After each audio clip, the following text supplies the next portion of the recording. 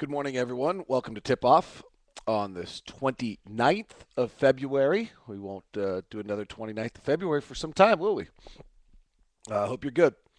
To the guy who texted me the other day or tweeted me the other day and said, I didn't get to have my cup of coffee with you in the morning because there's no video. Here you go.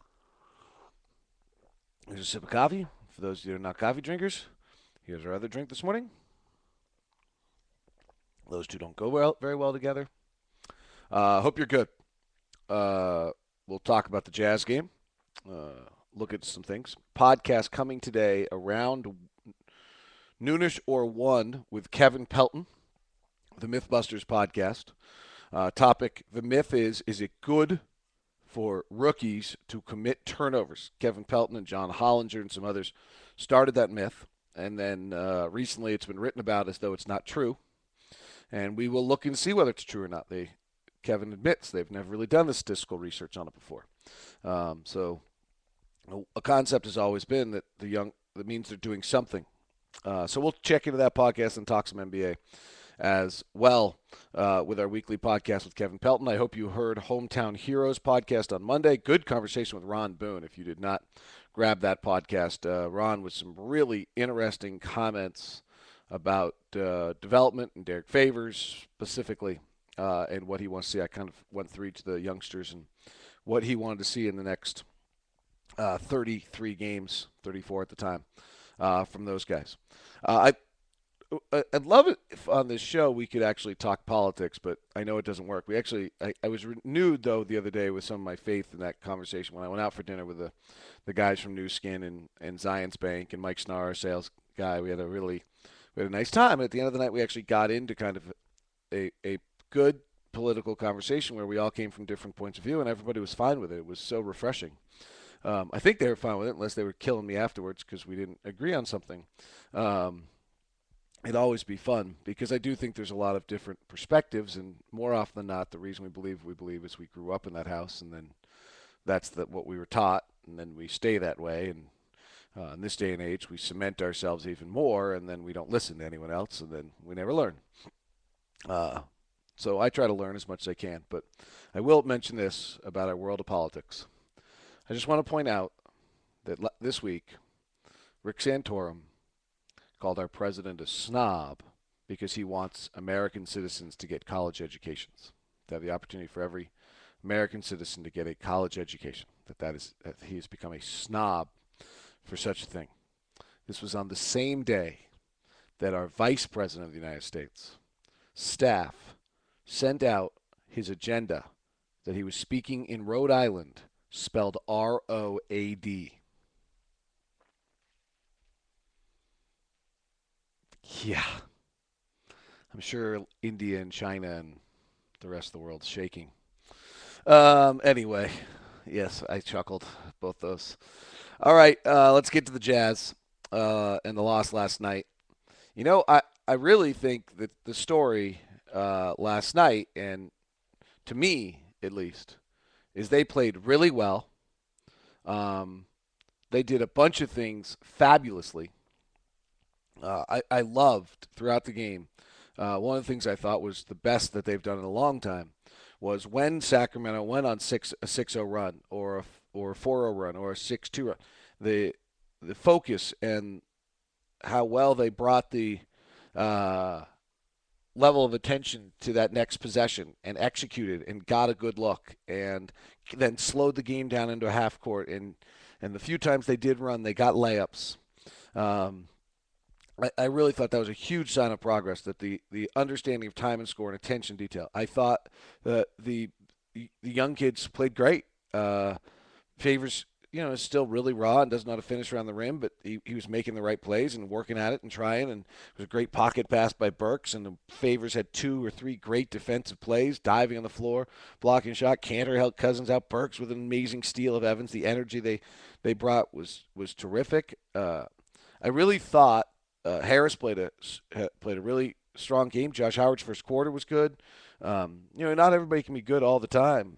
But I thought last night the telling thing to me really was the Jazz meltdown at the end of the third, the final 2 minutes of the third, they played terribly. And we head to the fourth quarter. The Jazz are in Sacramento against an 11-22 Sacramento Kings team. And the Jazz have played basketball really well for 34 minutes and badly for two, and they're trailing by two or three. And then, I think the other thing that I thought is that I thought the Jazz played about as well as they could last night, and they never, ran away. Sacramento's much better. Sacramento early this year was losing half their games by 15 or 20, and they've only lost by once. Recently, Keith Smart's done a nice job with that team and the influx, and they've won now 5 or 6 at home. So or 4 or 5 now at home. Uh, so, uh, that's not a team you just don't run away very often. But I don't think the Jazz ever led by more than 7, and they didn't do that for long. And really, what I think that showed me is this team. It's hard for them to win. It's just hard for them to win. The talent level. We got a bunch of nice pieces, but the talent level is just not that high. Everything kind of has to be right. When the starters have been there, they're 13-7, and now when the starters don't play, they're 2-10. The regular starters. We won't have the regular starters tonight. Raja's not going to go, and I don't think Millsap's going to go, having watched him walk on the bus last night.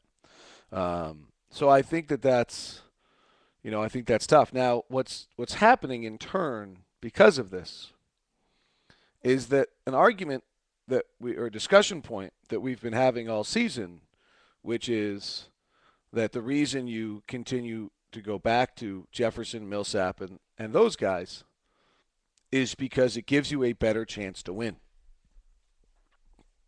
That argument, after a few more nights, is losing its foundation.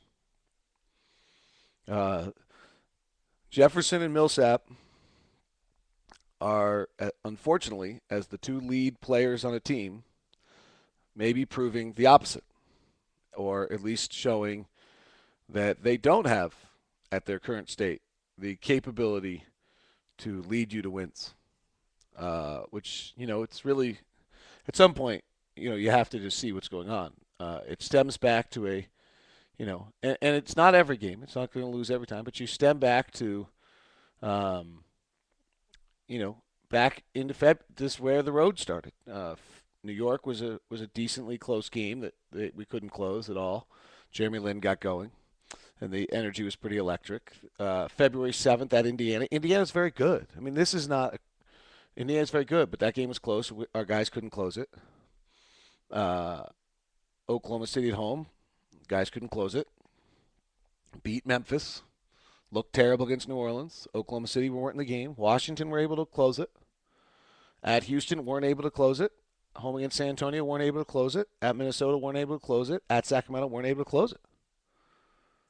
And at some point, that's just who you are. And then it does, and this is not because of lack of effort, or this is not because of poor coaching. A lot of this has to do, frankly, with Paul. There was a huge amount asked out of Paul Millsap this year, who is still an undersized power forward. And for whatever reason, he looks completely broken. It's hard to watch. He did score in the post, only his second time he scored in the post since the Indiana game on February 7th.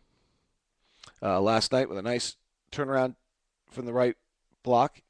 For all our talk of Favors, that Favors doesn't know exactly what he's trying to do when he gets the ball in the block, Paul doesn't know right now either. Paul he has no lift, and the thought was that he had tired out and fatigued during the All-Star break, but he didn't look any better, and now he's going to have a heel injury. And the lack of lift is killing him offensively. It's impacting things defensively. Last night there's no question, last night was stunning. That Favors was in the game, protecting the rim. The guys were rotating fast, and the minute they left the game, our athleticism went way down, and Sacramento did bring better players on the floor, but immediately Sacramento starts going to the rim. The one thing that we have to be a little careful about on this discussion, but it is that there's no the other team substituting about that time as well and bringing in their better players. Now, last night Cousins came in for the final 6:58. Jefferson comes in at 6:04. So, you know, Cousins had only played a minute out on the floor against Cantor and those guys.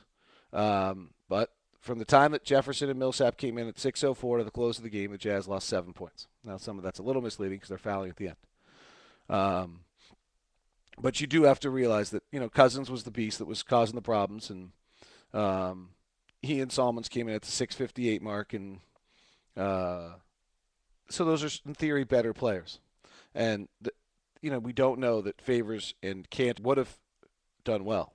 What we unfortunately are beginning to learn is that Jefferson and Millsap in their current state can't get it done.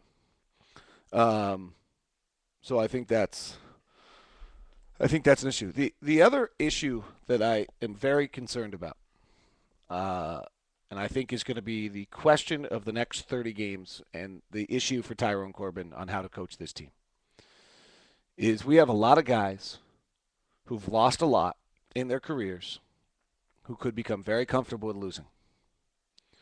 And you cannot allow that in any way, shape, or form to infest Hayward, Burks,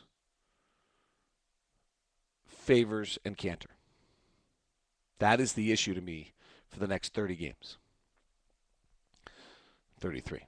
You cannot allow guys who have lost that become comfortable in losing to impact our young players. Now, what do I mean by this? Well, there's just a point in a season where you realize you're not winning, and in turn, you accept it, and you play hard, but you don't maybe play as hard as you could. You might start to get yours a little bit. Or you just have a general attitude that losing's not terrible because it's the only way to humanly survive. I mean, you're just not going to, if you're losing a lot, you're just not going to kill yourself every night about it. And that, to me, is the number one concern for this team moving forward.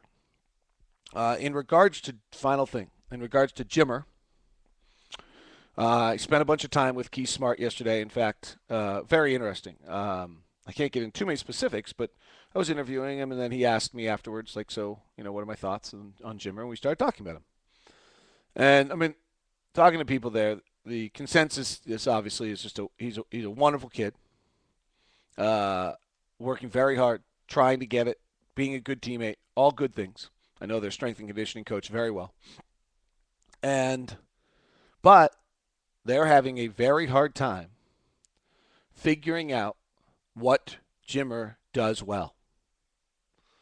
In fact, Keith went back and really using synergy tried to watch a lot of the different things that Jimmer does. He watched all of his pick and rolls at BYU. He watched all of his field goals made for a period of time. He watched all of his different isolations. He watched all of the different things that took place, and how he played, and trying to find some things. He was not performing particularly well for Sacramento off the pick and roll. In fact, wasn't performing well. And that's why Isaiah Thomas started to get those minutes. So he went back to try to look at the pick and rolls at BYU to see how he did. There were some comparisons in the conversations about how much J.J. Redick had to change some of his shooting. There were some discussions in that conversation about when he came pro because he had to change the way he shoots. It seems as though Jimmer's going to have to do the same. There was some conversation about how, hey, this is a tough team at times because they're not, when Keith was talking about Anthony Morrow, who was a great shooter he had in Golden State, and like the rule generally coming down the floor was, let's find Morrow. And, this team clearly has what, a little Seabiscuit going on. They got blinders. And so it's harder for Jimmer to get those transition looks. And there is a feeling that maybe that is who Jimmer's going to have to be, an off-the-ball transition look player. That the the point guard element of things is not necessarily maybe where he was actually at his best at BYU. Um, and I don't want to get too specific with some of the things he showed me in some of his charts and some of the things because I think that's a violation of our conversation.